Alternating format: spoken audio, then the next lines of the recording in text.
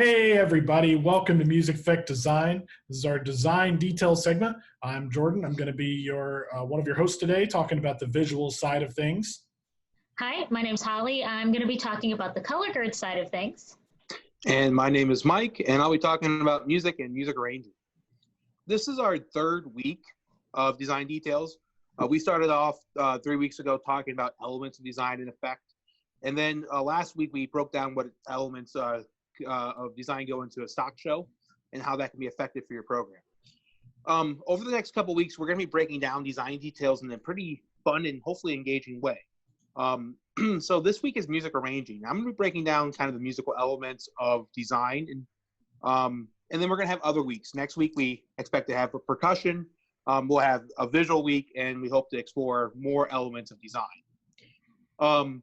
Before we do all that, still want to give a quick shout out, and I know you guys were here last night for it as well. We had an awesome Wednesday night, 10 p.m. trivia night last night. Super fun. Sean out from Los Angeles. He's a arranger out there. Awesome dude. He won. So really cool to see him win. Yeah, we have two people now.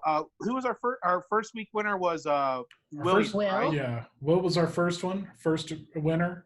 Sean was in a close second then, but yeah, Sean took the victory this week. Took home the dub. That's and right. Plenty of other people in a close second last night or Wednesday night. Yeah. It was a tight show. Yeah, absolutely was. It was a lot of fun. Sean won. He took his $25 donation to the Blue Knights, and then received his swag from Blue Devils. So Sean, hopefully that arrives for you soon. We'll have more information about some other things at the end of the show that Jordan will talk about as well coming out. But back to it. So design details. This segment, this show here. Right now is going to be talking about kind of the music arranging aspect. So the first thing I want to do, before I just kind of talk about what I've been doing for the past 12 years, I kind of want to ask Holly and Jordan here, do you guys have any questions originally about like what is the life of an arranger or like how that process starts, or any questions at all? Yeah. All right, let's hear them. All right, show's over. We'll see you at trivia night. See you guys next week. No, it's like, We did have questions, Roll and credits. we'll talk about them another day. I want to start right at the beginning. How did you get your very first arranging gig? Like for outside band? Oh, all right, interesting. So we're not even okay. So so my first arranging gig was kind of a cleanup gig. So what I mean by that was I was 18 years old, going on 19, and where I went to school, at Zumwalt South, Dan Tucker was a director there. He's a very good friend. He was doing a show. We were doing a show that was loosely based on the Train Man show from Plymouth Cannon, a show we were doing a kind of a remake about 4 years later. So he needed my help just doing some editing. And so I was pretty young, I was 18, 19, and I edited like things that he had arranged or a arranger did, and I kind of helped do things there. So it's kind of like an editor. My first original show was in 2010, and it was for the same program, and it was original music. It was based on my Symphony No. 1, along with Equus by Eric Whitaker. The first show I wrote when I was 19, I was an undergrad, and the way I got into it was from my old band director, who was now at the time and still is one of my best friends. So he really took kind of a leap of faith. And to be clear, that's important because I think a lot of times in our field that's what kind of is missing. Someone took a chance on me at a young age. Right. In 2011, I was writing so he took a chance on me in 2010, and I was in St. Louis. In 2011, I arranged for 3 bands. And by 2013, 2014, by 2015, I was arranging, for 10, right, from that area. And so Dan kind of sparked it. And in 2011, I went to a Union high school, which is Union, Missouri. The Rices are the band directors there. They're awesome people. I think very highly of them in their program. And I remember going out there, and I had just turned 21. And talking to Doug and being like, well, this is pretty young. He was like, but I heard your name. And so pretty early on, I got into the business from a friend, but then his friends or people who knew Right. that Kind they of liked spider it. webbed out from there. Right. So the thing about that's unique is that it's when I was taking classes in undergrad, there was a lot I was learning, but at the same time, I was getting experiential learning in a lot of things. Right. So it was a unique time in life for sure. There's a lot to be said about directors that take a chance on somebody that's either younger or like less experienced, because I don't know, you just never really know what you're gonna get, and you might strike a gold mine with that. So it's good that happened early on. It helps a lot. For sure. There's this thing that really interests me that M. Night Shyamalan, which you guys know of, right? I mean, we the just big watched, one. We just watched Signs like 3 or 4 days ago. I was about to say Signs is obviously a big one, but The Sixth Sense, the biggest one, right? And then The Village, which I don't know, but those types of things. But okay, so he went downhill after the mid 2000s. No, but if he's watching this, we're doing something right, by the way. Number one, number two, no, he has this thing. He went on an interview with Norm Macdonald on a show he did on Netflix, and I was really fascinated by this interview and what the thing he talked about, and it stuck with me now for about 2 years. And Jordan, I think I showed you've shown me this before, was there's something about, and this is not from me, this is from the director, but basically the concept is he got really big success when he was younger, and a lot of people see success sometimes in their early 20s. And I'm not saying that for myself. I'm just saying for some him, people find success very fast. Right. And he was finding that. Right. And for anyone who starts getting paid gigs or starts getting into the profession at a younger age, there's a part that is the craft. And this is what he was talking about, the craft side. And then you have this part, which is instinct, right? And so he was saying that the instinct of what we do when we're younger, a lot of times is really, really, really, really advanced, or sometimes really creative and really great. But our craft isn't good enough to be able to enhance it.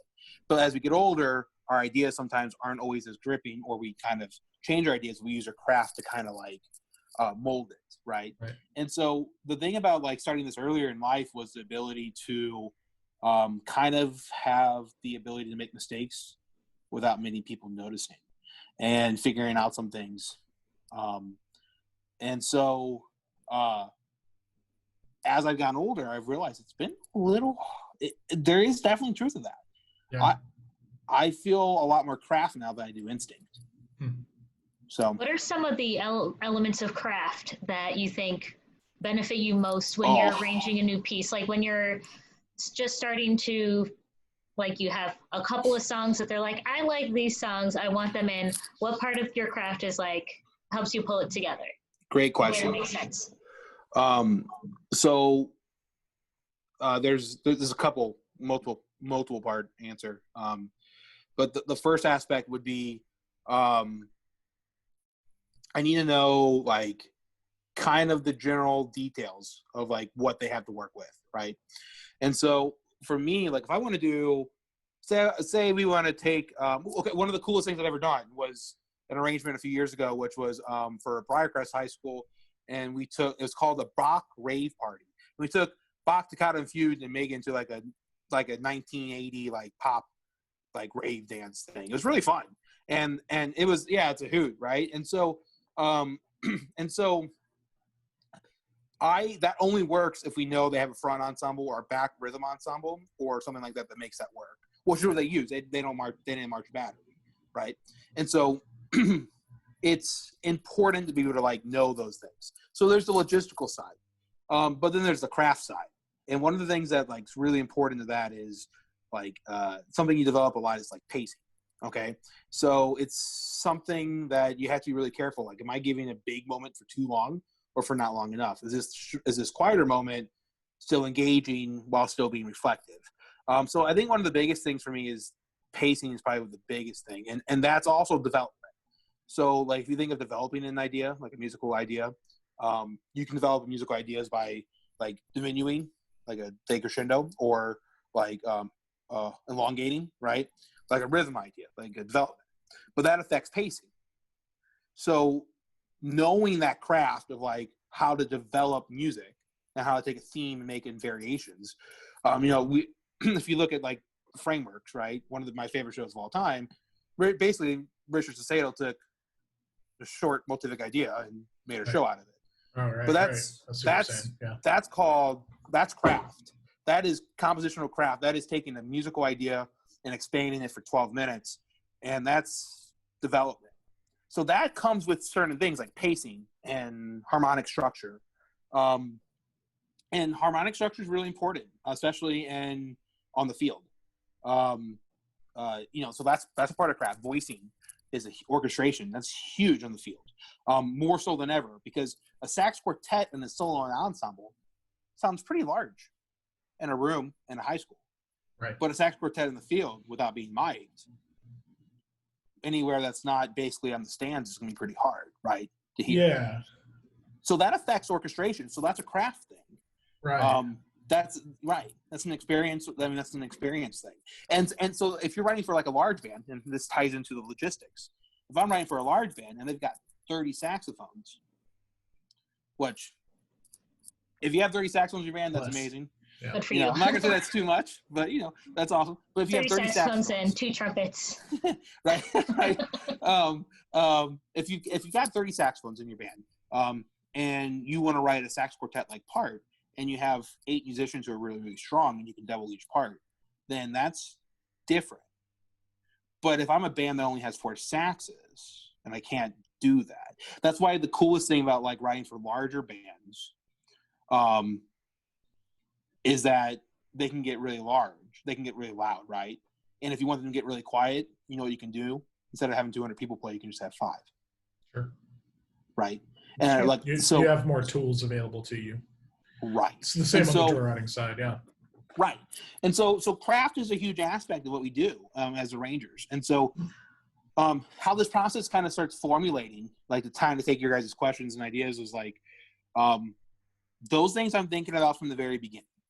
And those things I'm very much a visual person, in the sense of that's how I kind of learn. I like to see it kind of get done, which is interesting because I think that my weakest part when it comes to marching band is the visual side. So it's kind of an interesting thought. But I will tell you something unique. Side note, something from talking with you guys the past couple of weeks, learning more about the visual element, is I've realized I've started understanding lyrics to songs better. I don't know if those two things are related, but there's definitely a connection the past 3 or 4 weeks. Like strong. Like I noticed it in the car earlier. I was like, wow. No. Maybe I'm thinking about it more like meaning. But regardless, side note, with what I just said about craft and like logistics, that stuff's really important because that formulates like show content ideas and like decisions. So taking it back to like I was saying with like if you want to do a pop show, you might need like a back ensemble or a rhythm section or something. If you're working with a band that doesn't have those things and they suggest something that wants to be in that style and you don't think it's going to be good, you need to speak up and talk about it. And you have to be able to design a show that's effective and that works for that program. And so you have to like craft logistics and kind of like your knowledge of what bands can do in general, be able to help guide you, kind of be able to help guide you in your musical decisions and what songs you guys pick. So we're going to kind of, let's break into this a little bit. So what's kind of going on here in design details, and this is the part that we're pretty excited to talk about and do, is that a couple months ago, a program back from my hometown reached out asking for a show, all right, for the musical book, and they needed music, drill, percussion, winds percussion. And they reached out, and this program is Fort Zumwalt East out in St. Peters, Missouri, with Rick Paget and Ryan Treasure. It's a great program out there. They do a fantastic job, and I think some of them are viewing tonight. So to all of you guys viewing, welcome. We're really glad to have you. I'm really excited to work on your show. Enough so that we wanted to put it on our show and make something about it. So so the show that we're going to be breaking down tonight and over the next like 4 weeks takes elements of what we talked about the past couple of weeks, which you should check out those videos, and kind of applies it in real time. So the concept here was Zumwalt East came to us, or came to myself and said, hey, Wizard of Oz, but Dorothy's bad. Cool. Like, I'm like, I'm all for it. All right, you got me hooked. All right, let's go. Like, so they had certain ideas and musical structures already. So they had musical ideas already, and they had like choices. And so they came to me and said, we kind of hear variations on like Somewhere Over the Rainbow throughout this show. I said, okay, cool. We can find different aspects of that.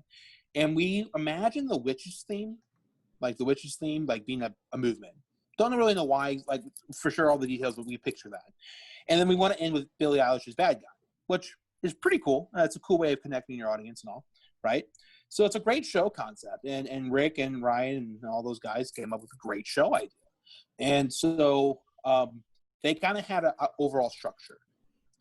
And that's basically what I had to work with, was this kind of overall thing. They told me, now, so what I do from there is I talk to the directors and I say, okay, what do you need? Like, what's your instrumentation? So he told me all their instrumentation, their strings, their exact instrumentation for percussion, which is really important, especially if you're writing for like bass drums, stuff like that. He told me that he has a clarinet soloist. And this is really important to this show. We're going to talk about that here in a moment.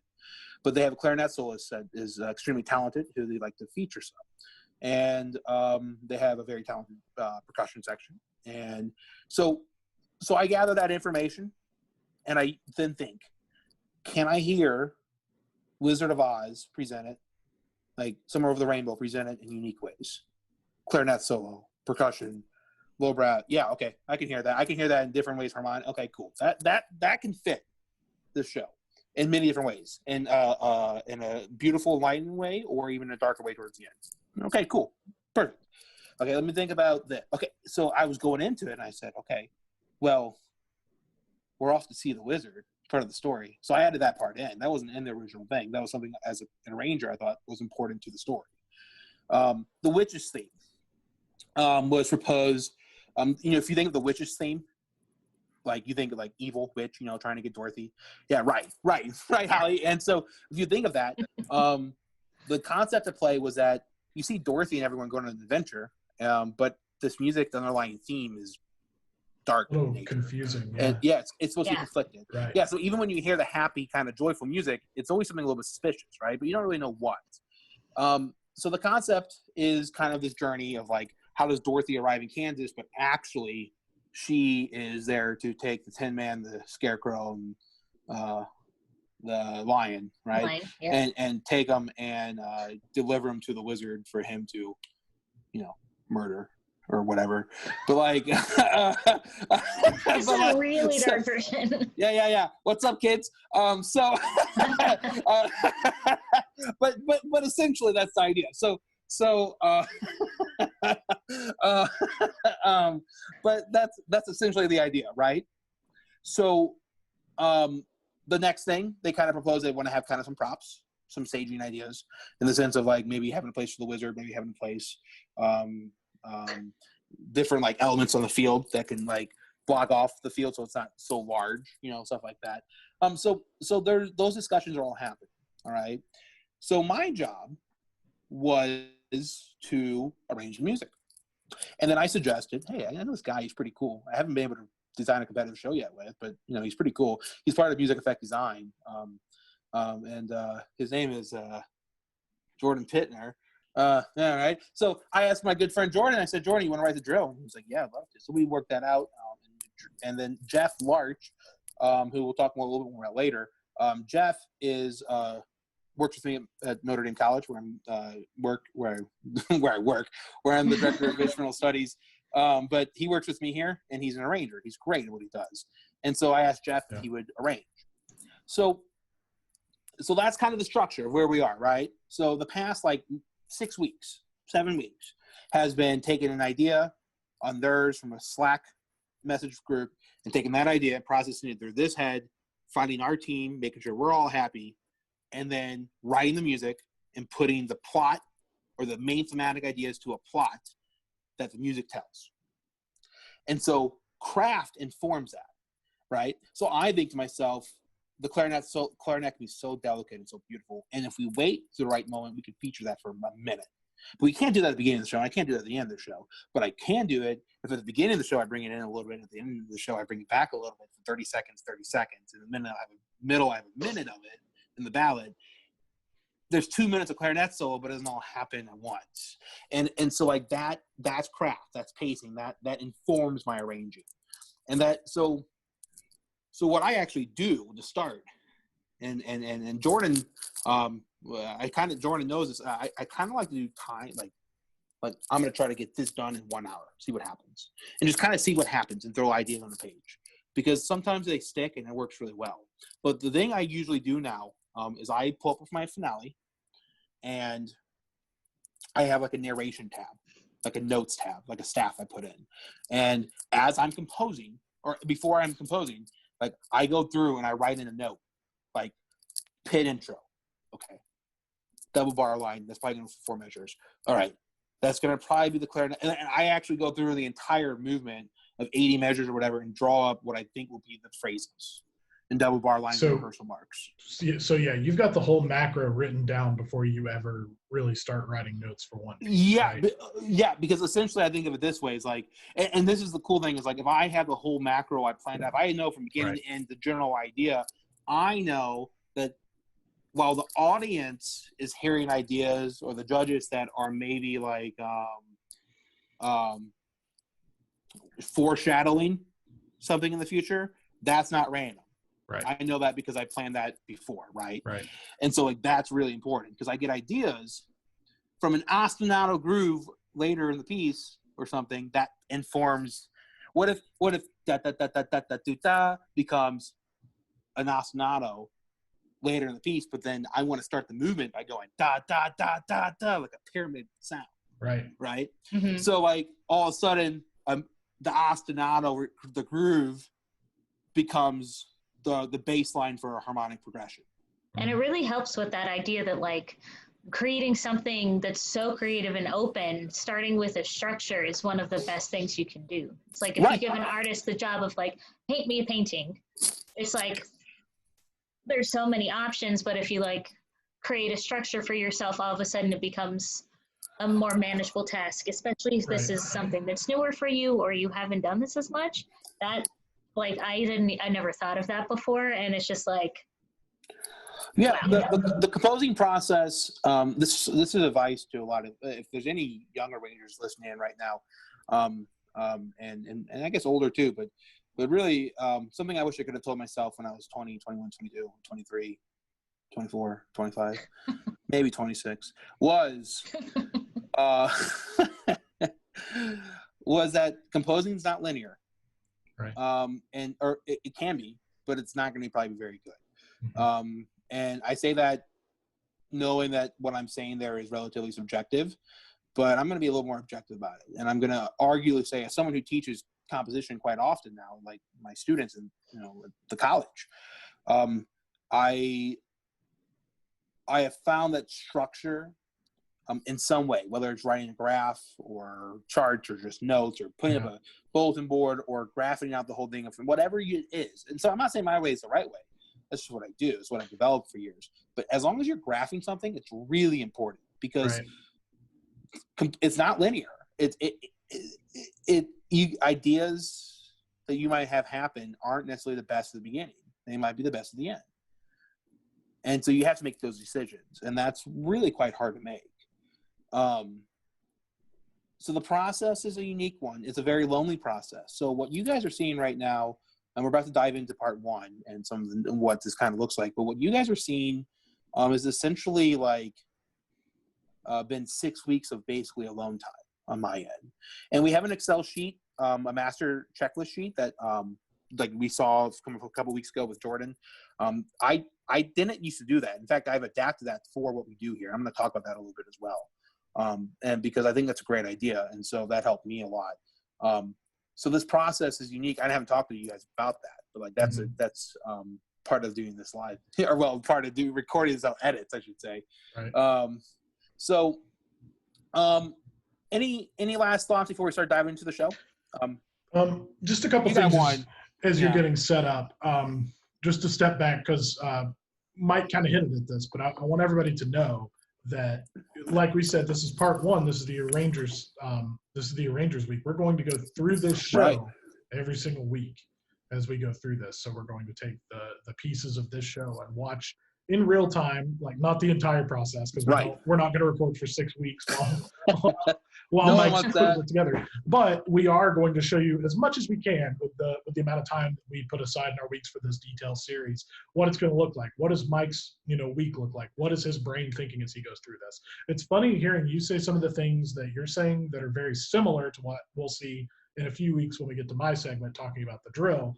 There's like a lot of, I'm already seeing some parallels in kind of how we do this, even though we've never like really sat down and watched each other for extended amount of time doing this stuff.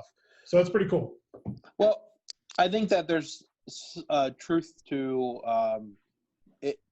structure. And so it's like having a process or just something that moves ideas. So like people talk about process and like thoughts and like processes and like kind of vaguely like, oh, as long as you have a process or as long as you have an idea or a format, what that really means, as long as you have a way to generate ideas and move them forward. And so like what that really means. So after we got the contents from the directors at East and kind of like figured out the design team, I have to understand by this point I needed to have a lot of music done. So I went ahead and just started going. So right now I have the entire show, part 1 through 4, all the wins, the overall structure, measures, beginning to end, phrases, percussion, like piano part. So I don't write percussion parts, but I write notes for the arranger, Jeff, but I also write a synth part, which is truly like a synth outline that he can adapt, and a piano part, which is for him to adapt to the mallets. I do that so he doesn't have to go in and transpose all the scores and he can get ideas. So I just do that as a kind of a courtesy.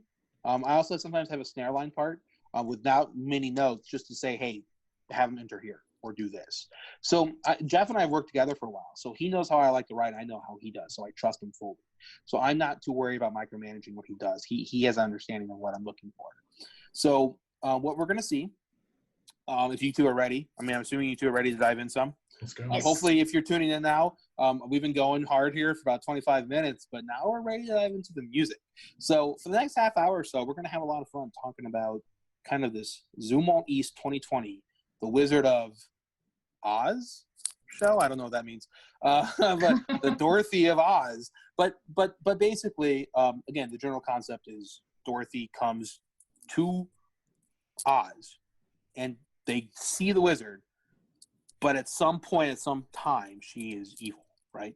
So I'm just gonna play a little bit of. I'm gonna share my screen.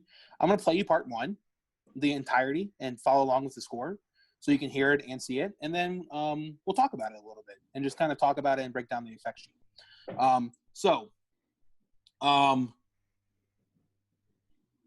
Let's do this. All right. So, can you guys see my screen okay? Yep. All right. So, what's going to happen here is I'm going to play a little bit of part 1 for us.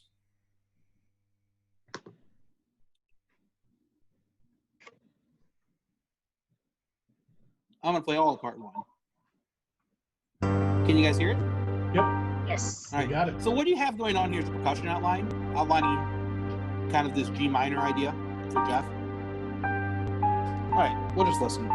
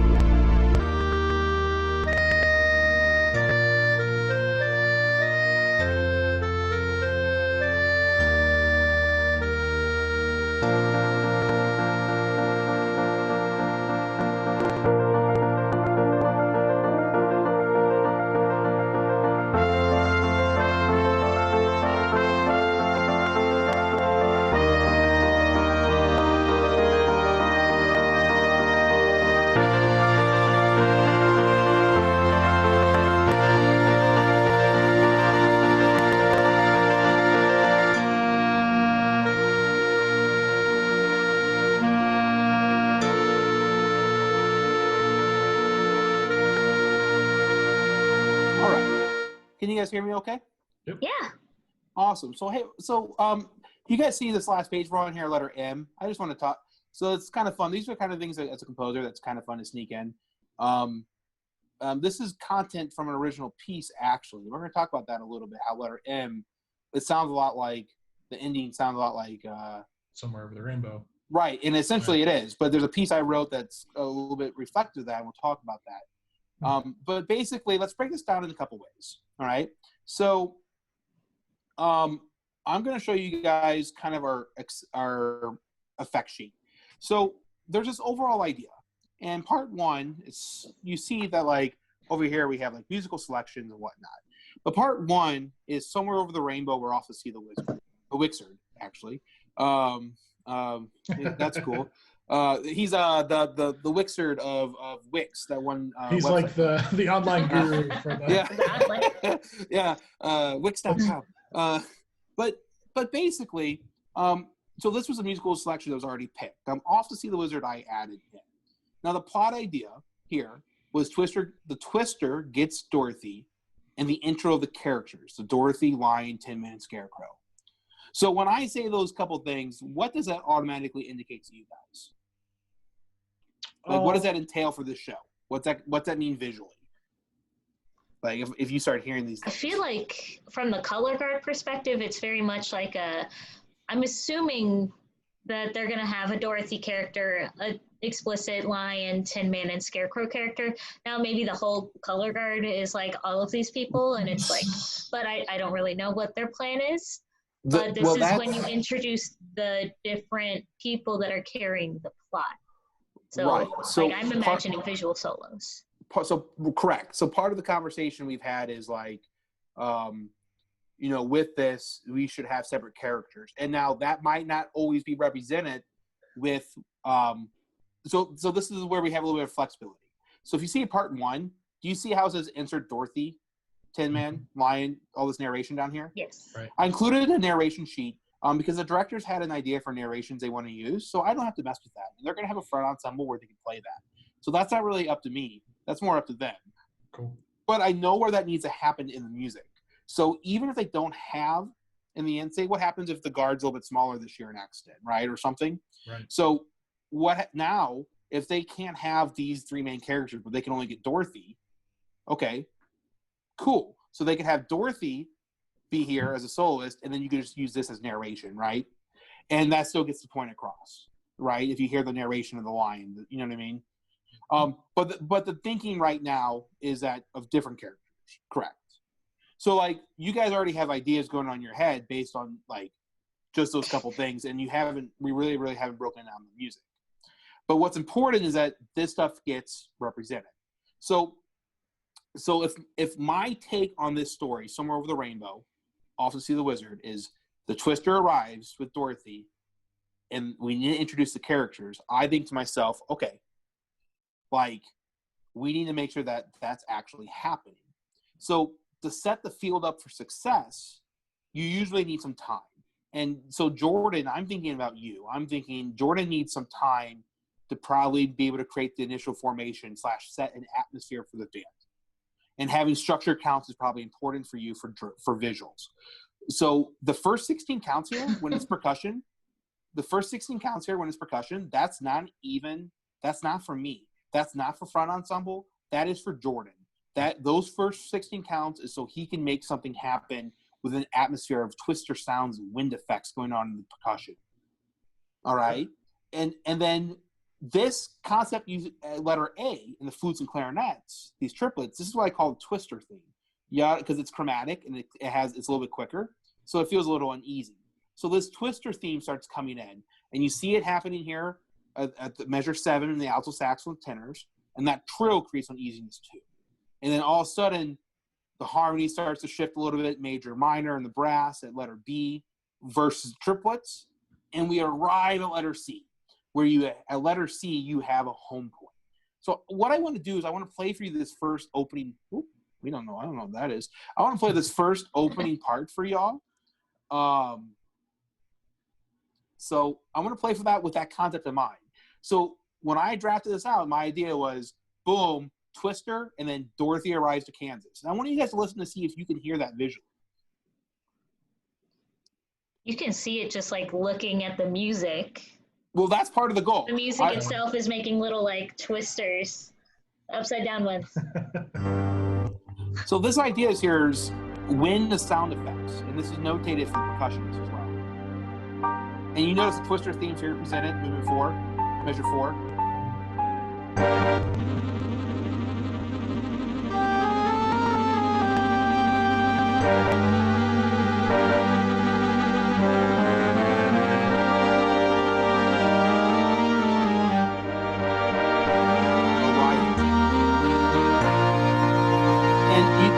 And so the choice there to wait. So at this point, we haven't heard any. We're intro A and B, and we haven't heard. It's not very long, but the first 30 seconds in, and you haven't heard any Wizard of Oz music, right? All you've heard. So it makes sense to me to wait to see to show the pacing because we weren't at Wizard. We weren't at Oz yet. So at C, we are kind of there. Now Dorothy arrives here, letter C, or starts to arrive.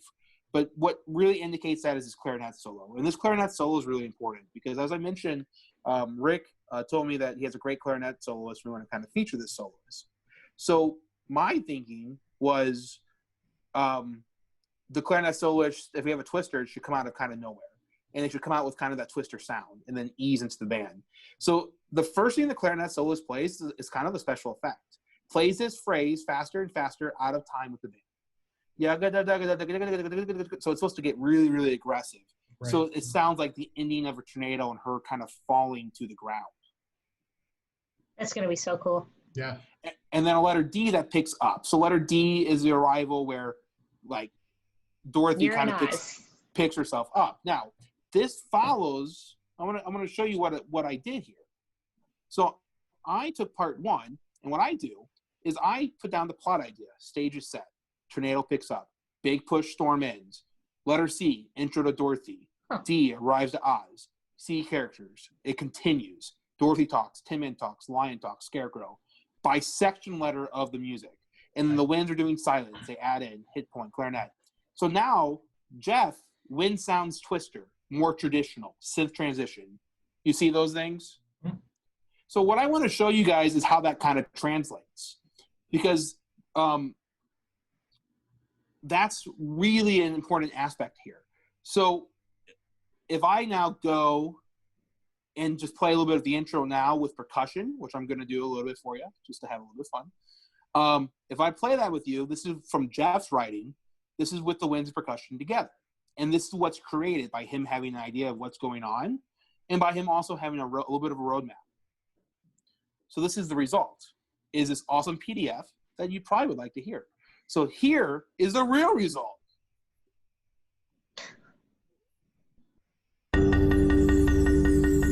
Just take a listen for now.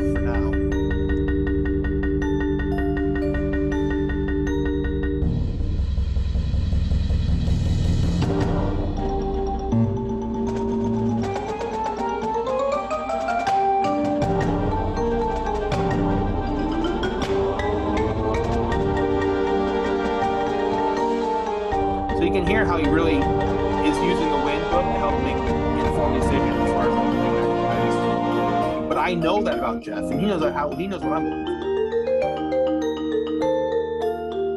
You hear the malice are less involved there, but that's when the winds get more involved. Right. So the thing about Jeff and what I'm kind of hinting at with this is that where I just ended here, letter D, is that Jeff has a very good understanding of like how I like to work. We've written 3 or 4 shows together now. So I always recommend if you can work with people you trust to do so. So anyways, that builds up the letter E, that builds in the letter F. So what I really want to do is if letter E is kind of the first big arrival moment. And I think it makes a lot of sense in the sense of the characters are introduced yet. It's like Dorothy is now at Oz and the stage is set for people to, like, for the story to go. And this is kind of where we are. So this effect is still going on here.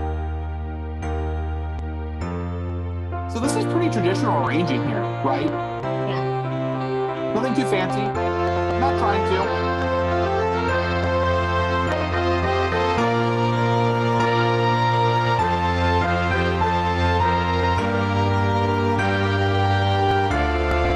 Now, if you listen right there where we ended letter F, right there, letter F, that sounded like something was happening. It sounds like there's a little bit of a transition going on, and there is. So letter F, you'll see other characters. So she arrives to Oz, sees other characters, the stage is set. So Dorothy starts her narration at letter G. So the next G, H, I, and J, and K, the next 5 sections are 2-measure sections, basically, where there's narration going on. And also see the wizard, because that's obviously the goal of the piece, or the goal of why they're meeting.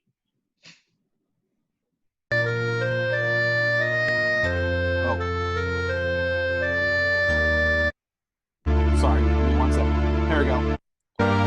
So, here, letter F. Percussion transition, time for visual transitions to start talking to characters. Dorothy starts talking on top of the Wizard of Oz theme of Somewhere Over the Rainbow. She starts talking on top of that. Boom, new narration right here. Introduce a character. Introduce new character. Introduce new character, one voice higher. Now 1 more voice higher with the clarinet solo. That's going to be my answer.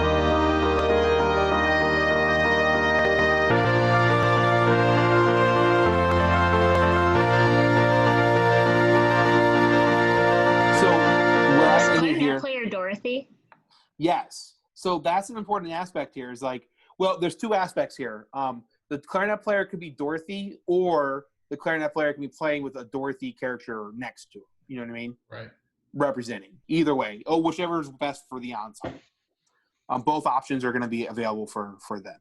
It'd be cool if there was like Go ahead. Dorothy, like traditional Dorothy, and then like bad Dorothy. And like Bad Dorothy. like Yeah. it's like a costumed double, like clarinet player is Dorothy, and then like, you know, at some point there's a costume change and bad Dorothy's there too. Like a pitchfork and a Rottweiler.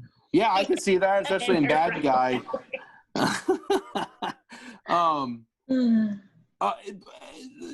If you listen to any of this, happy or sad? Happy?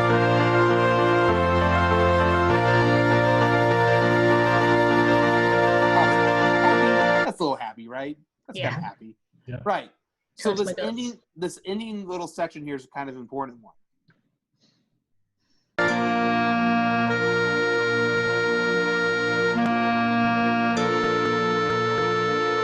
So this ending section here comes from an original piece of mine that I wrote for band years ago, which called Fort Patrick. And this piece has this octave jump and this 7th kind of play in it.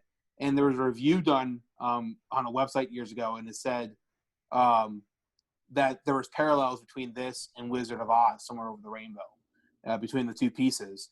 And one of my teachers at the time said, "Oh my God, don't take that as a it's okay, you know, that you don't take that as a diss." And I was like, "What? That's not a diss. You're talking about one of the most popular iconic things pieces, ever, right?" right?" Mm-hmm. I was like, "This is awesome." So at the end here, I want to throw that in a little bit, because ultimately the clarinet solo ends this movement because Dorothy is the focus of this show. Mm-hmm. This show is about Dorothy, Right. so that's kind of this movement, right? And so I'm going to screen share more, but basically that's kind of this movement. Now I know that's a lot of stuff, right? But what you see there is the idea of the way what I view my job as being is plot to music, to kind of supervising and making sure the musical idea from narrations to percussion writing, all that is really secure, and to make sure that process gets delivered with information to the needed people, like Jordan. Is kind of the next step, right? So once Jeff and I are confirmed with the music and we're secure, which was only about a week and a half to 2 weeks away, once that's done, and Jordan, we've been in communication with you. Right. Once this is done, the thinking is you have everything in place to be able to talk to the directors, to be able to do staging and to coordinate with guard and to do all that, right? So I kind of look at music as being plot to music to effect to drill. So I kind of see you as being the segue to make music in the storyline, which isn't effective alone. It's only effective until we start having the visual element. And so I view this as being you are what kind of creates the effect by adding drill. Right. And that's kind of how I view that happening. Yeah, I've always said it's like the opposite of making a movie.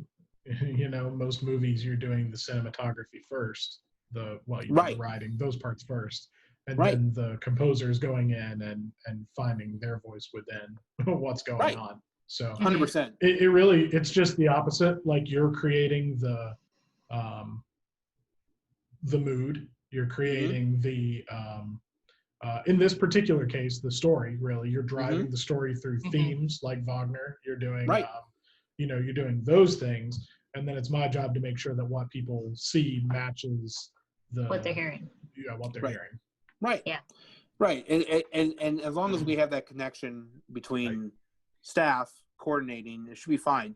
My initial read on this show is that even if the content is bad, which I do not believe it is, but even if what we produce from a musical or visual aspect was bad, I think this band is very successful. And the reason I think that is because we're not it's going to be crafted and delivered on time, and it's going to be all performable and be achievable. And that's part of it. It's like the difference between hearing the North Texas Wind Ensemble play a B-flat scale and the middle school band play a B-flat scale is how it sounds. So I mean, right. I know it sounds, yeah, you're right. You're right. Right. I mean, it sounds stupid, but it's really important. I mean, if you write something too hard, something too easy, it doesn't work. Okay, then you kind of screw them. But if you write something that is achievable and good, or objectively written correctly, notated well and performable and makes sense, doesn't matter if it's really good. You should would be okay at it, from an achievement standard. Yeah, it makes our me goal think is to of, make it amazing. Yeah. Like it makes me think like I teach color guard, but I also teach elementary music and beginning band. And like one of the hardest things about being an early band director is finding music that is like what Mike's saying, is like it's interesting and it's good. And it also it's achievable, but also makes the kids better. Like I am constant. It's newer music is a lot better at this, but I have a library full of old music. And there's just so many old pieces for beginning band that have like all your low brass. The name Eagle in it. No, and it's just like my low brass knows how to play whole notes, but that's all they're learning until they get to play cooler music. Right. And that's all they're playing until they get to high school marching band. And then they have more whole notes. They're all just B flats and F's though. It's that joke about the tuba player in the gig, right? Yeah. Hey. Yeah. I learned my first 2 open string, and got my first gig.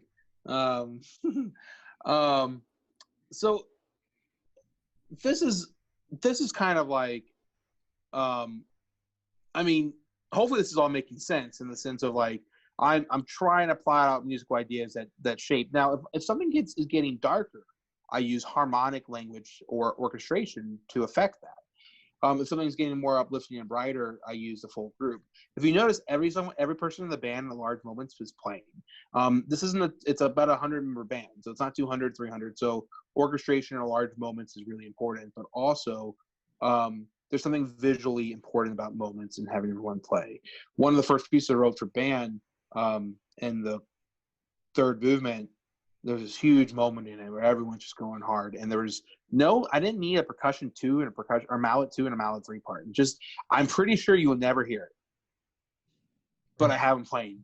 And the reason I have them playing is from a visual aspect, because to me, on the wind ensembles, even on a concert stage, the aspect of everyone on stage contributing to the music is still more moving than 2 people not in the back, and so we don't lose anything from it. Those types of things play a role in the marching band, and so big time. And so everyone plays at the end. large impact moment. So we're going to keep rolling along because I want to kind of just overall just kind of give you kind of an idea of part 2 and like talk a little bit like so you can see what I might insert a couple sections. And then we're going to go into part 3 a tad bit, and we're going to have you two try out a couple things. So I'm going to screen share again. And if you guys can just make sure you see it. I think you will. You see it okay? Yep. Look at that. So one other thing, if you're looking at me right now or looking at what I'm doing, you'll see how it's all relatively organized. I really, really recommend, especially if you're a younger ranger, get your life together. Yep. And so don't be like me and have, when I was 20, version 2.2, episode 4, channel 10. What the hell does that even mean? Sorry. Okay. Well, whatever. Hi, Zoom all these kids. All right, here we go. Whatever. All right. So I want to play a little bit of part 2 for you all now. And we're only going to go from the beginning. I'm going to go from the beginning to about rehearsal C, okay? So this is kind of the opening statement here. And I want you guys to kind of just listen to it. And then I'm going to talk a little bit about what I was hearing and the overall storyline. So here's a little bit of part 2 based on the witches theme. Ooh. Mm-hmm.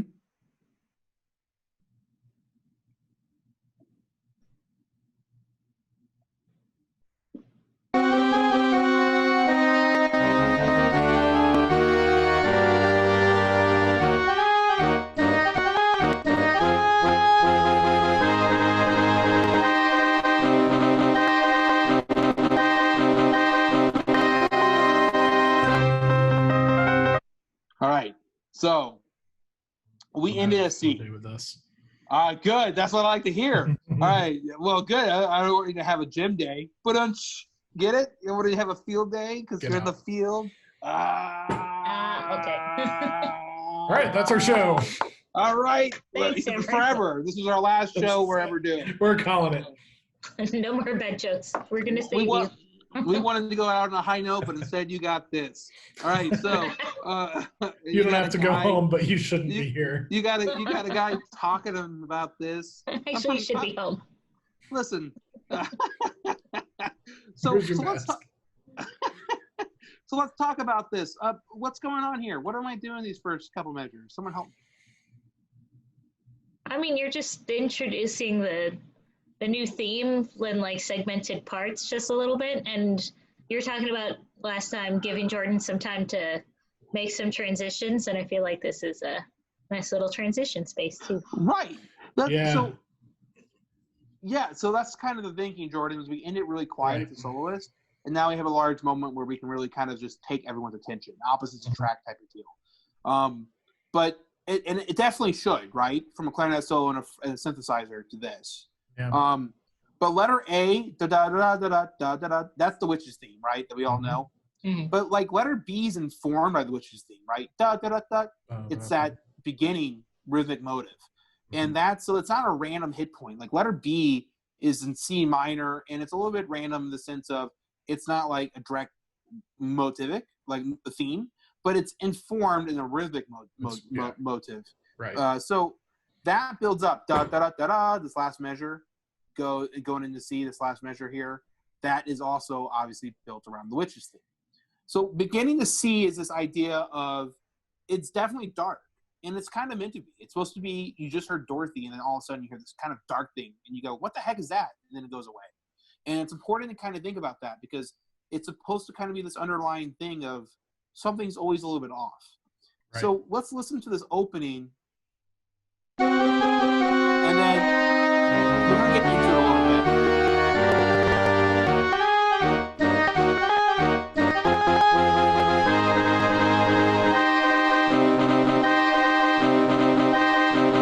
Here's letter C. This is important because we have a woman feature coming up. So we need a stage there. So Jordan needs time. So this is for contrast to style. We haven't had a lot of that yet. Offer a woman feature.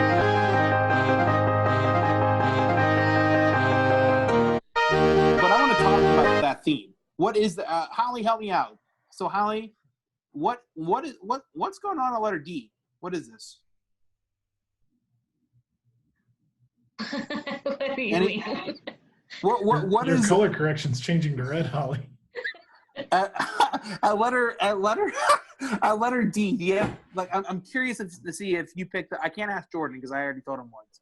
But at letter D, do you know what's going on there? Like what that's based on?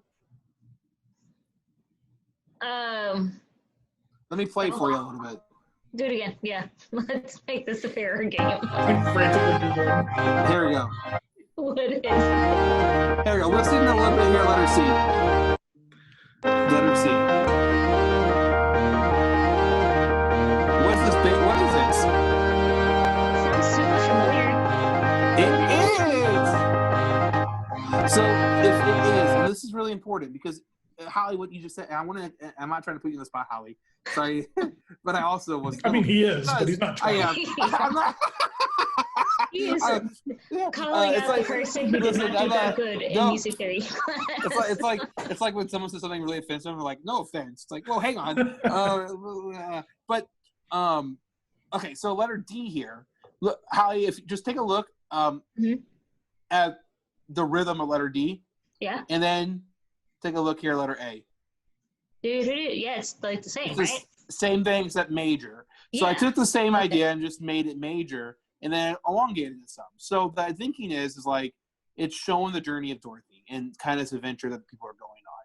So they're going along, and that goes on through letter E and the letter F. And then you see here letter F, similar hit point. You heard a letter B, but now it's in major, C minor to E flat major.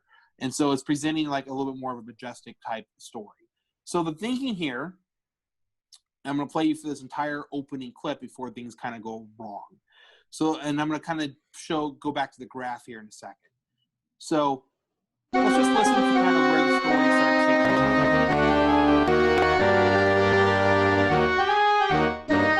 So all this I've already heard.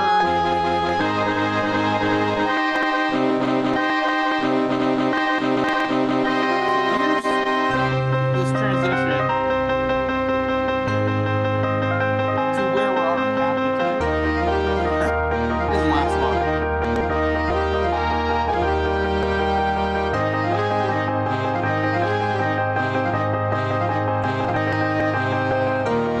A little brass love and a little feature. I have something to say. You want to stop now or get through this? We can get through it. So see how F's the parallel? And then letter G. Then you start getting weird. Jordan, what's up, dude? Scroll back up to B, I think, letter B. B as in baby. Mm-hmm. The first hit point. B is in. Have you ever seen that children's book that's like an alphabet book, but all of the beginning letters are like mnemonically wrong? No. It's called P is for pterodactyl. It's really funny. Oh yes. P is for pterodactyl. Okay. Anyway, I want to point something out here. So the way that you have these guys grouped, right? You've got them high and low here. Yeah. But you've got it grouped in a logical way. So we've got the A or the call part, D da da da, is the higher voices, right? Da da da da. Right. Voices. But the way that that's grouped, and then the way you change it to what is it? All woodwinds at D. Mm-hmm. Is such a relief from a restaging standpoint. It's super easy to do. So like when you're arranging, think about how your groups are affected through those transitions. So like one thing that you've probably learned over the 12 years you've done this is like, A, the transition time is important.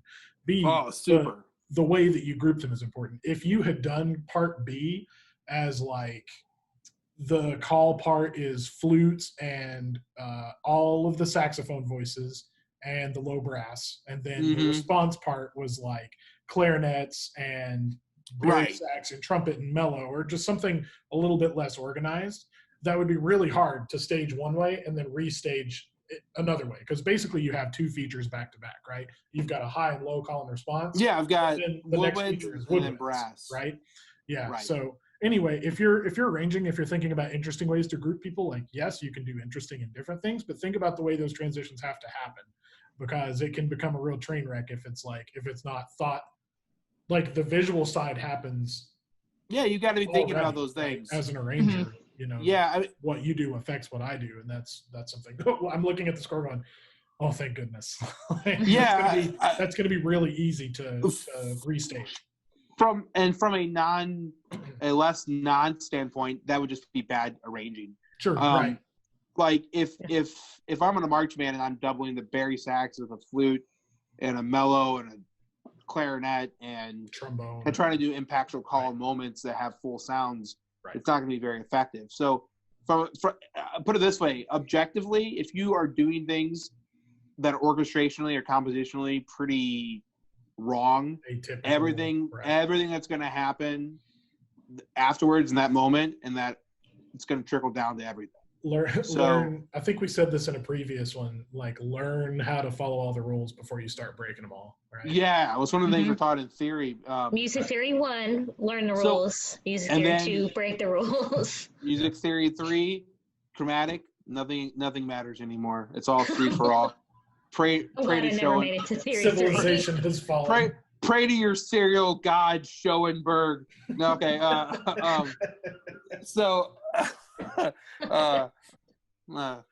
There's a reason. Never mind. Okay, so I'm just gonna keep playing. So I'm gonna play for you the second half of this movie and kind of where this takes place. So you can hear a pretty distinct change here. Major, and then what the heck? Now this bass line you can hear, that is da da da da da.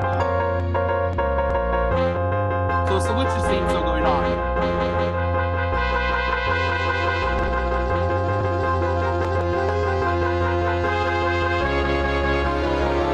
So I want to stop here for a second. So this is where I get really excited. So this part that we just heard was the transition. So Jordan needs time / color guard, maybe a equipment change or anything at letter G to show this four measure kind of transition. But letter H is kind of this effect where we have tension going in and out, the trumpets going in and out dynamically that cuts through the ensembles, ideas from before coming back with the trills, this half step idea coming here, da, da, da, da, kind of like from it's a callback to the Twister idea, right? And so this is kind of where things start going awry, where we're going on a journey and things start getting off. At this point in letter G is where I envision a sudden break where all the people on their journey that we just heard, all 4 characters, break up and they disappear from each other. They get separated. And what you're about to hear, letter I, which is this little brass feature, is going to be with drumline and battery, like with the bass drums. And it's kind of like a chase scene, but choreographed. So it's kind of like one of those like scenes you would see like in a cartoon where people are like creeping behind you. But it's kind of like, it's like a Scooby-Doo chase scene would basically be what you see letter I. And that's going around, and the characters don't see each other. So they're kind of like going around the field in separate ways. And the band forms like the tunnels that they're going through. So the band starts separating in a lot of different ways. So at this moment, I'm hearing a really precise visual and effect idea. So I'm hearing like a real breakdown of choreography, some cool dance moves at letter I, and also like bands going in different paths and characters kind of going crazy. So to me, that's represented by this kind of like fugue. And so I want to play this section, and I want you guys to see if you can hear what I'm kind of talking about.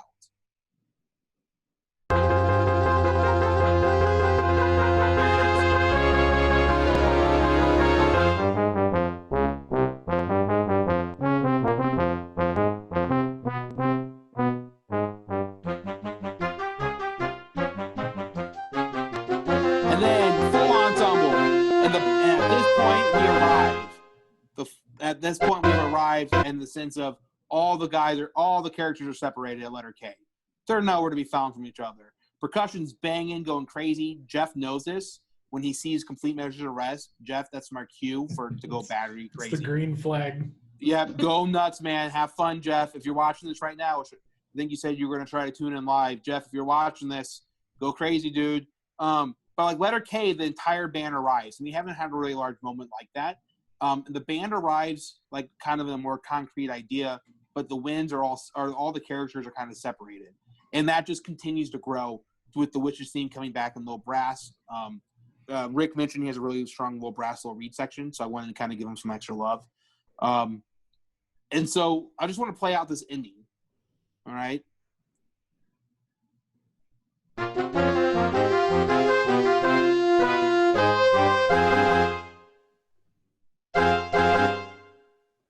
And then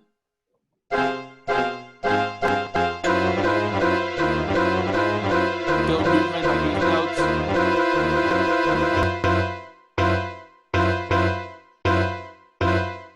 And this is important because the letter M dot dot dot, I envision the characters and the wind players taking steps on those hits. So it's like collapsing, kind of, right? And so, can you guys still hear me okay? Yep. Yeah. Sweet. So what I want to do is show you guys a little bit of like what this looks like. So before I do that, let's back it up. So letter J, or I'm sorry, letter K, I is where we're going to start. So letter I is this kind of this breakdown of this idea of low brass dance thing. Now, I want the band to kind of be aggressive in the choreography and having some dance here, and I think it'd be really fun. That's why I have a lot of them not playing, right? So they can do some things for the first phrase. And so if I'm starting on letter I and I'm going into my sheet and I want this moment to be effective, I've already thought about all this, and normally, by the way, I might have like all of this already done. But I don't here right now because I want to show you guys what this kind of looks like. So at letter I, the plot idea, the idea is characters separated, right? Mhm. And then, so we have characters separated, letter I, and that's really kind of the main idea.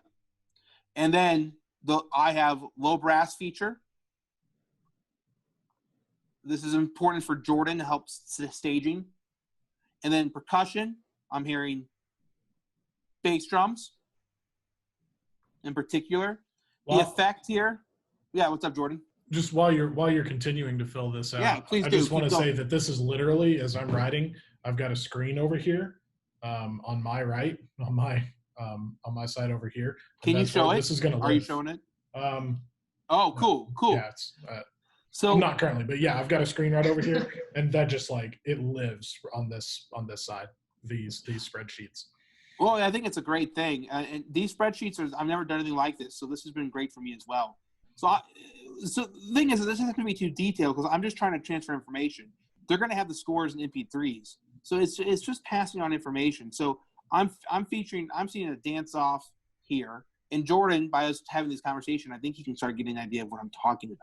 So the drill here, is going to be kind of more up to Jordan, and then he's going to take this information and he can play on this, put in what he's doing with drill to help make sure the guard has what they need, and then that affects the staging they decide on. Put any special notes in or narration. These are really for the directors. These are for the directors. Staging, special notes, narration. Those are mostly for them. And by the way, the directors will have access to these as well, so they can also interact with us in real live time at any point as well. Yep. So this is like what this would look like, right? This is kind of what this is kind of what this would look like.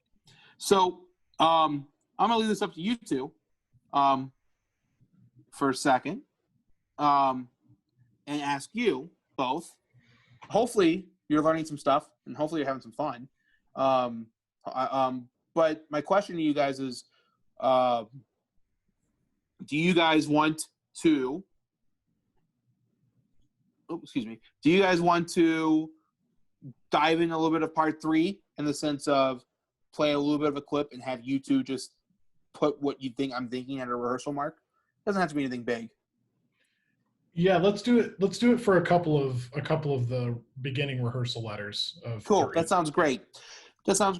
So, So I'm going to pull up just a little bit of 3 because I don't want to put you guys too much on the spot here, but just to see a little bit if you're interested. Obviously, I wasn't going to take no as an answer. So let's play a little bit of part 3. All right. Okay. So part 3. While you're pulling that up, I'll say I'm being a little quiet tonight, even though Mike and I have discussed this in some detail already. Just because his part is the most important part of tonight. It's about the arranger and his process, right?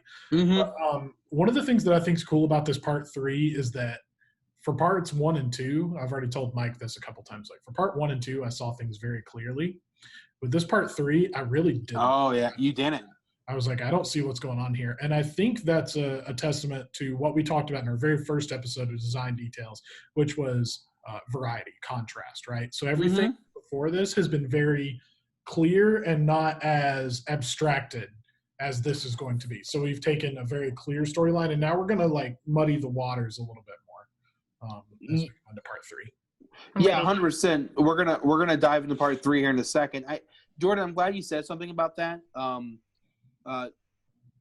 Something that was proposed back when I was a freshman in high school. We were working on Dr. Maslenko's Symphony No. 8, and it kicked our butts. It was great though, but it was a lot of fun, and some of the best memories I have ever in playing in any band was with Dr. Maslenko. And so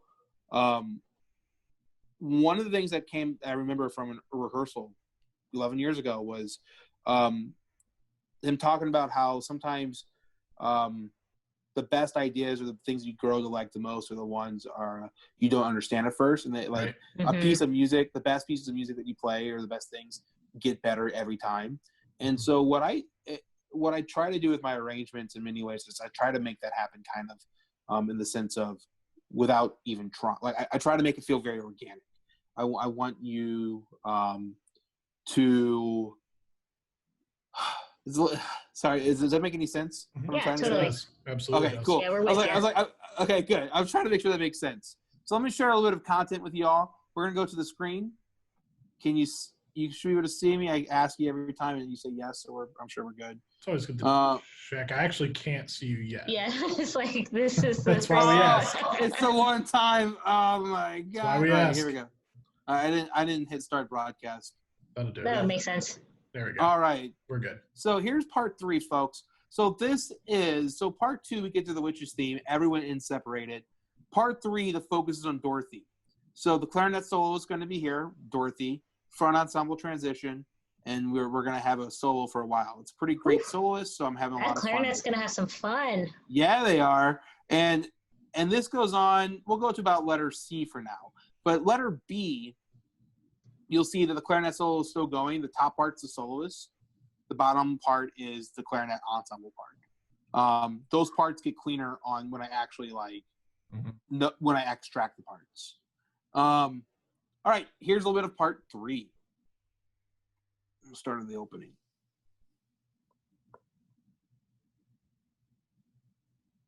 Give me one sec. You're good. There it goes. So you can hear something's already went off.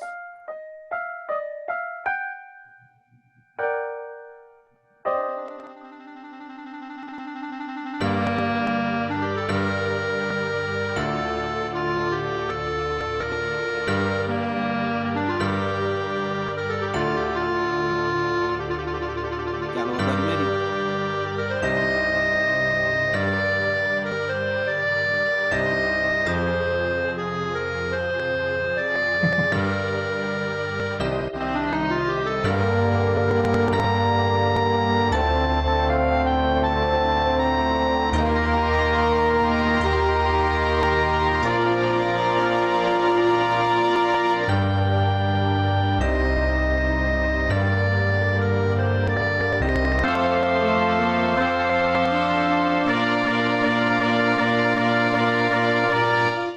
So let's just stop there for a moment. So, there's a couple things going on, just to kind of show you where my mind's at before I ask you guys to kind of like help me out, write 1 or 2 things in. But they have an intro, and then letter A, you have this clarinet solo. Obviously, this is built around Somewhere Over the Rainbow. You guys can hear that presented very minor, a little more dark. But a letter B, you see the clarinet solo still kind of going on at letter B, where I'm at. And the clarinet solo is still going on with this like low brass mellophone accompaniment. Right. And it's really important because this is like, this is G minor, D minor. And so every time the clarinet solo is playing, these are little details that matter to me. Like when the clarinet soloist is playing in this movement, B, the first measure 1 and 2, and then measure 5 and 6, you'll notice that it's all minor. Right. G minor, D minor, G minor, C minor, G minor, right? Mm-hmm. But when the ensemble play comes in and they're not evil, when they enter measure 3 and 4, it's major. Oh. So it's a Clever. dialogue. So what happens here is I'm trying to allow room for Jordan to be able to put like the low brass parts facing backfield. And then when the full ensemble comes in, they can face forward and have like these major moments and then face backfield again. So I'm trying to build in texture visually through musical orchestration. Yep. So that's kind of what I'm going for here. And so but it also matches the harmony, right? Right. So let's keep these in mind. We're gonna go to the sheet here. But beginning is intro. You have the intro of the pit. Then A, you have a clarinet soloist, and at B, you have this dialogue of kind of evil, minor, reflective clarinet solo versus major ensemble. So we're going to listen to that clip one more time, and then I'm going to ask you to help me out a little. Ready.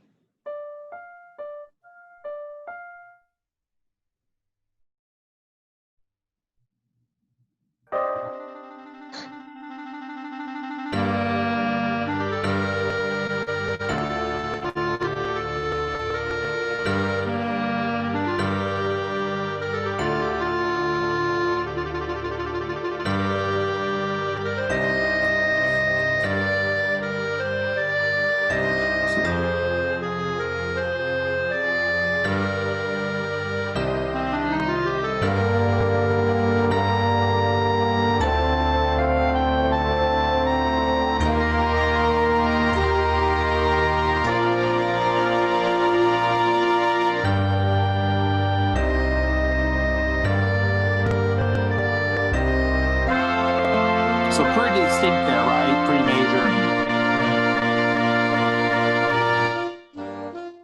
All right. All right. So A is the intro, B is, or beginning's intro, A is where the clarinet solo comes in, and B is the full ensemble.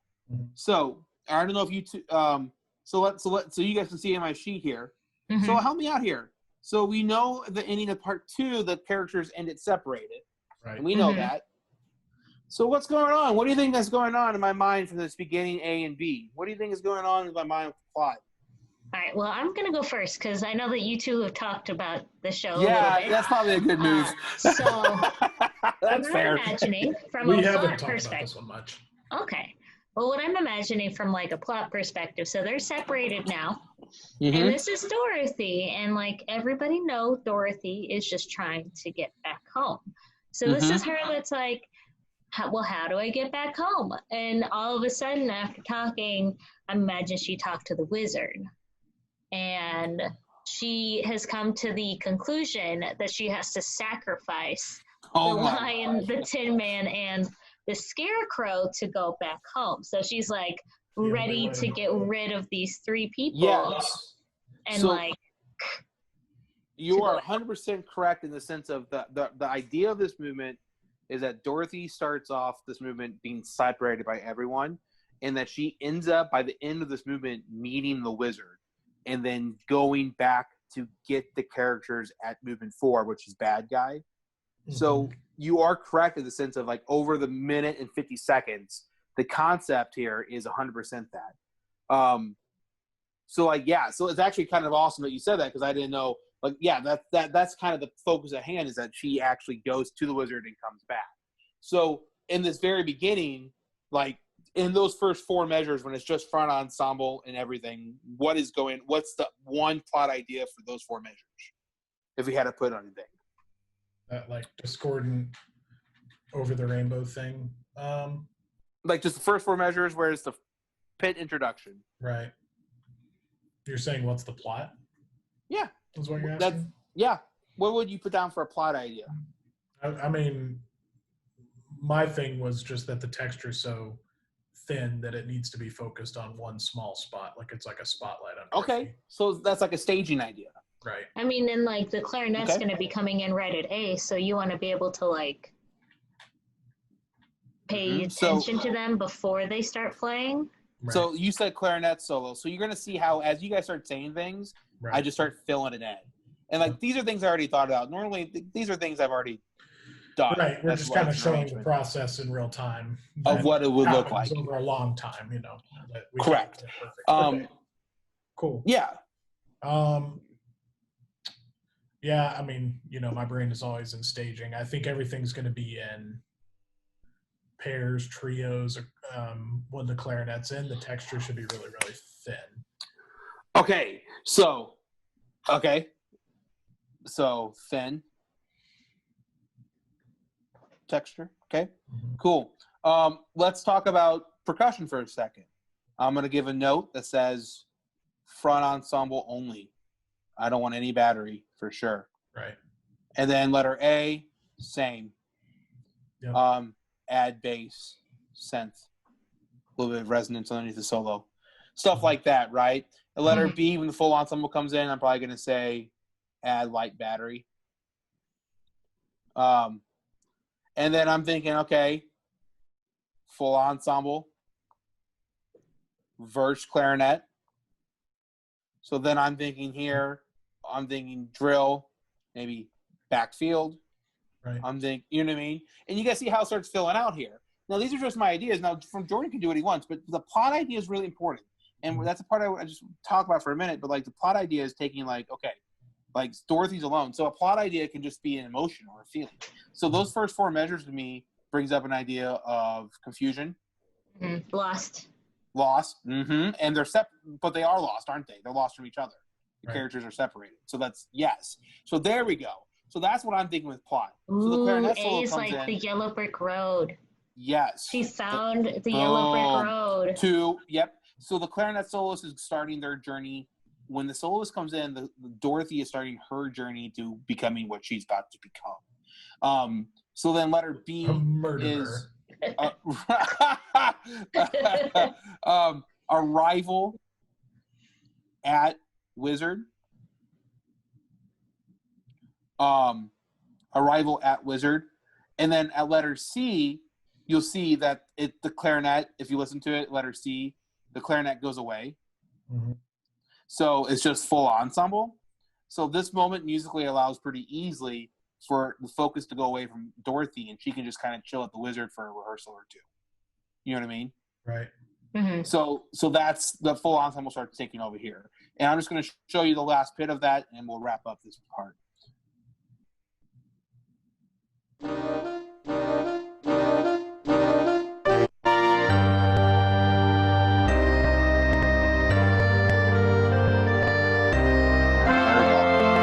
So this is a full ensemble. We start getting to you guys recognize that?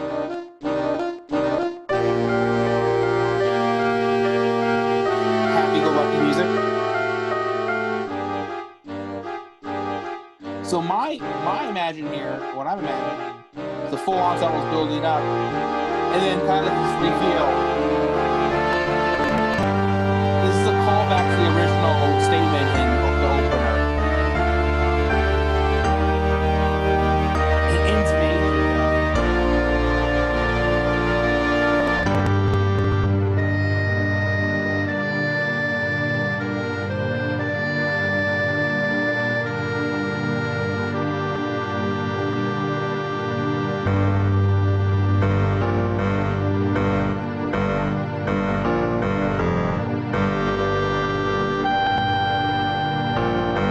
Right. So the thinking there, like if I was to go back and like just mark up one moment, like letter G.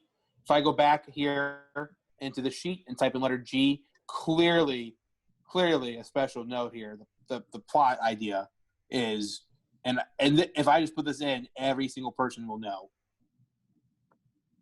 Boom. right? Mhm. Everyone knows what that means. So that's kind of the concept at play.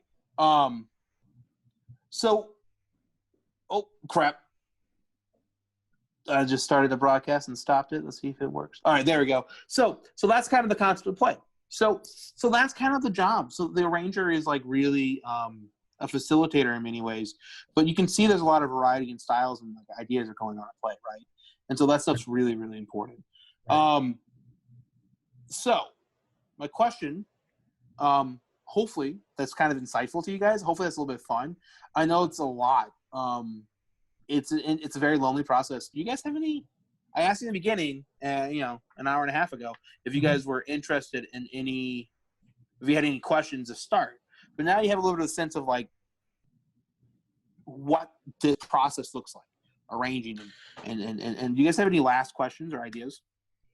Just from you, because I know you do this for different groups in different spaces. I know for me, when I'm writing, when I'm putting a show together, I can have a very different role depending on what the group needs. Like there are some directors who really want a lot of control and agency over the process.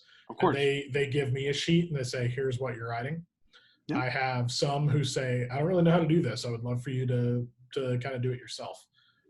What are some of the different ways that you do this depending on, or yeah, well, like what are some of the differences that you've found over the years with how you do this? What are some of the differences? Well, there's basically three. The first one is total communication. I'm sorry. Total like no expectation communication. So like what I mean by that is you do it and it's like here get it back like, to us. Right. I need 3 movements. They're 7 minutes long total of these charts, and I just need them by this date. Cool. And that's fine. And I've been a part of that, and I still am sometimes. Mm-hmm. The extreme of that, the second case is being the arranger for someone who else is the program coordinator or a coordinator. So those are the extremes. Right. Just kind of get it done spectrum. and then follow everything. Right. And then in the middle, this middle one here is the concept of the arranger. A lot of times kind of becomes a coordinator. Mm-hmm. Right. So like that's usually the role I get kind of into. That's usually not something I charge anything like extra for. So because it makes my job easier, and honestly, I really enjoy spending the extra couple hours it takes. It doesn't take crazy amount of time. So generally, what I have found is I'm usually more along that third option, which is I get a show concept idea, and they let me kind of explore and work with it and develop it and work with people, and that's what I prefer. I prefer when a group has an idea of what they want to do. Right. It does make it easier. I think it's more fun when it's a collaborative thing anyway. For sure. For sure. It, it's just more fun. Yeah, I think so. I think for sure. Working with the Zumwalt East folks on the show, but also the directors and talking to them, but also knowing that the students are excited about the show is also pretty fun. And so it's important to all of us to deliver a really good product. And so that's how this show kind of took shape, was kind of that middle ground. Right. Yeah. Any other last kind of music questions? Holly, do you have any? If not, hey, not at this I'm, point. But I'm here for a long time. I learned a lot tonight. Yeah. Good. Man. Yeah. So hopefully that's some insight to you guys. This is a little bit of one of our longer episodes here. But if you stuck around the whole time, thank you. And if you just came in for a little bit, that's awesome too. Hopefully you got some notes out of it. If you have any questions about any of these things, I'd love to talk to you about them. But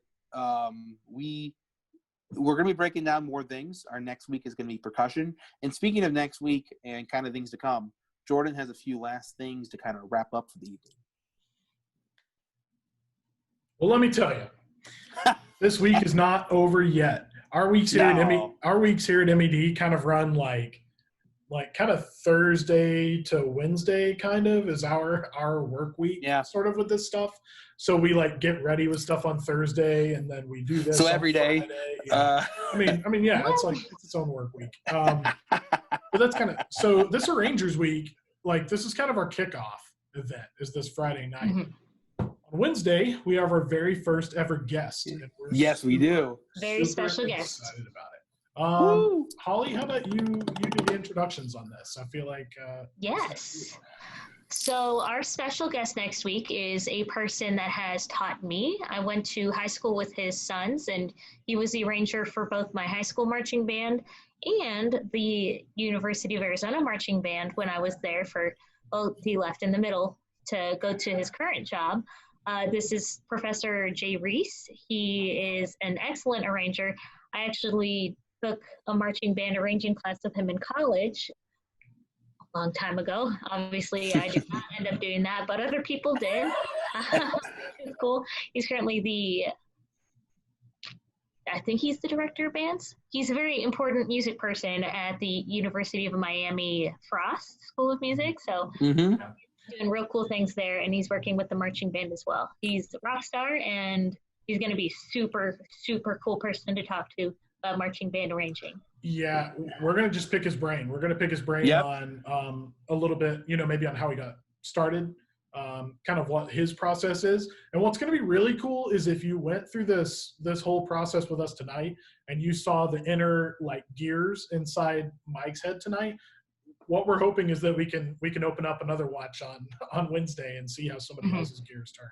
And I've never met the guy, but what you're going to see, I can guarantee, is you're going to see some of the same things and you're going to see some different things because that's how arrangers are. There's some things that are universal truths. There are some things that make arrangers different from each other. So please come and watch that. If you have questions beforehand, you can send them to us here.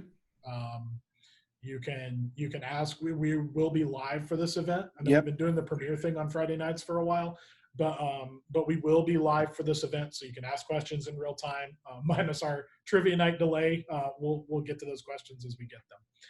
Yes, and if you know an arranger, tag them in. We're gonna have an event up for that as well. Tag them and get them to come because it's cool hearing Mike's version, and we're gonna hear Professor Reese's version. And like Professor Reese is really big on the like pop arranging. Like he's really good at that, and that's like his wheelhouse, and it's super fun to hear. So tag those composer friends of yours, arrangers, and get them a new perspective.